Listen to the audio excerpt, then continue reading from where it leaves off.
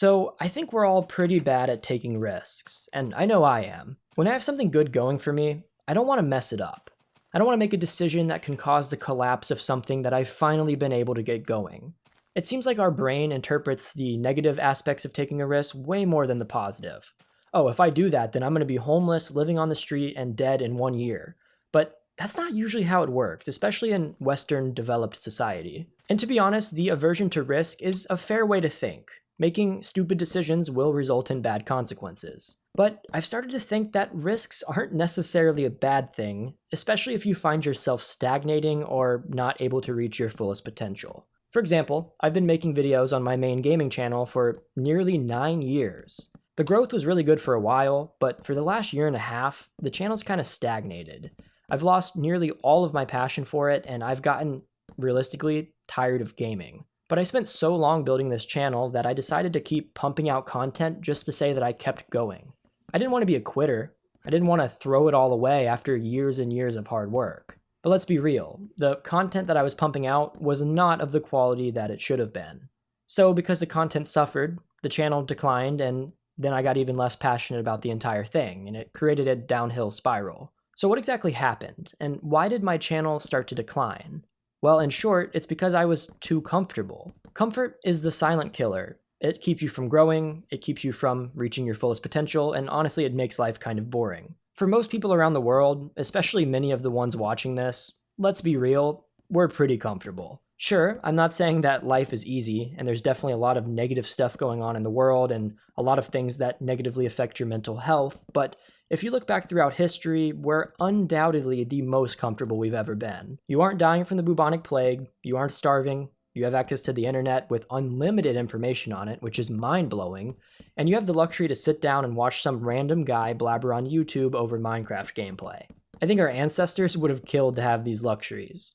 I mean, not that long ago, the average age of dying was like in your 30s or 40s, so the fact that people are living to 70 now kind of shows that yes, we are pretty damn comfortable. But as we've gotten more and more comfortable as a species, we've stopped taking risks. Like I said, why would we want to screw all of this up?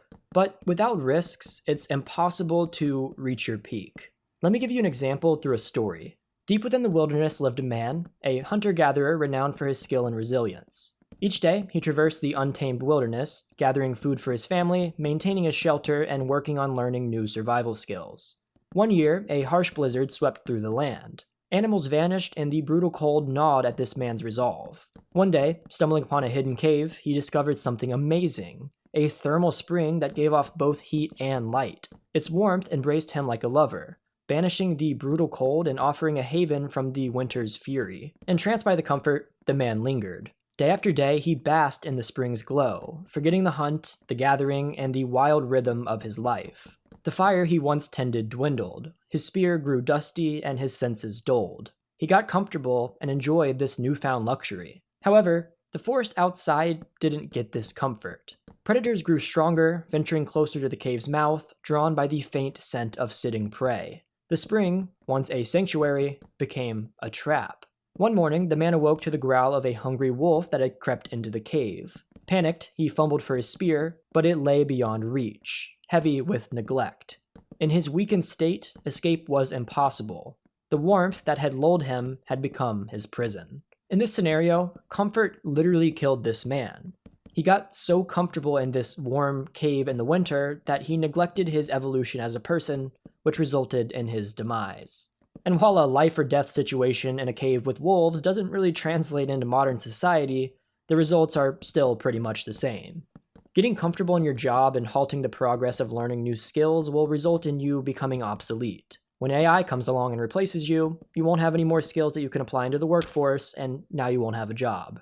Getting too comfortable in a relationship will cause the relationship to fade away because you're no longer contributing positively to your significant other, and now you're single. Getting comfortable physically will result in you getting out of shape, becoming unhealthy, and dying. So maybe it does correlate. So what's the alternative? The man in the cave got so comfortable that he died. But was there any hope? Well, in an alternate timeline, the man had realized that the comfort of the spring had dulled his edge, leaving him vulnerable. In that moment, he gathered the last embers of his spirit and let out a primal scream echoing through the cave. In this scenario, his resolve startled the wolf, giving him a chance to grab a burning ember and drive the wolf back out of the cave. Though shaken, he knew he couldn't stay in the hot spring. Leaving the serene comfort of the spring, he emerged into the harsh cold and his senses reawakened. He found a flint, rekindled his fire, and sharpened his spear. A new hunt began, not just for food, but for the spirit that he had almost lost. The man never forgot the lesson of the spring. He returned to the woods, stronger, wiser, and forever aware that true comfort resides not in ease, but in the honing of his skills to become a better survivor. In short, comfort is killing you, whether physically, mentally, or emotionally, and you have to continue growing as a human, improving your knowledge, and learning as much as possible to make life fulfilling. If you don't, you'll be like the man in the cave, and fate will strike you when you least expect it. Now, you may be asking, how exactly do I get uncomfortable to grow as a person? And I'm not saying to go out in the woods and try to kill a wild animal with your bare hands, or go fight someone in the street and the last man standing is now no longer comfortable. It's definitely not how that works in the modern day. But if you find yourself becoming too comfortable, I think it's important to challenge yourself and hold yourself accountable. If you feel yourself getting lazy physically, you should try to push yourself for some sort of fitness goal that really pushes you to your limit. I'm not saying go to the gym and try to get a 12-pack of abs in 60 days and fast and eat healthy and do all this crazy stuff that's just realistically not going to happen. What I am saying, though, is find something that you know is challenging enough for you to complete and stick with it. Like I said, you don't have to go get a six-pack, but maybe say, okay, I'm going to run on the treadmill every single day for 30 minutes for 1 month. And while that may sound easy, I promise you, it's not as easy as you think. You gotta find a way to challenge yourself, even if it's novel, right? Let's say you want to become a better writer. You should try to push yourself to write for 30 minutes to an hour a day. And it's gonna be difficult. And there's gonna be a lot of resistance internally that makes this easy sounding goal much harder than it actually is. So find something that you're passionate about and then push yourself towards that thing by setting some sort of challenge. Because I lost passion in YouTube, I wanted to challenge myself to try something new.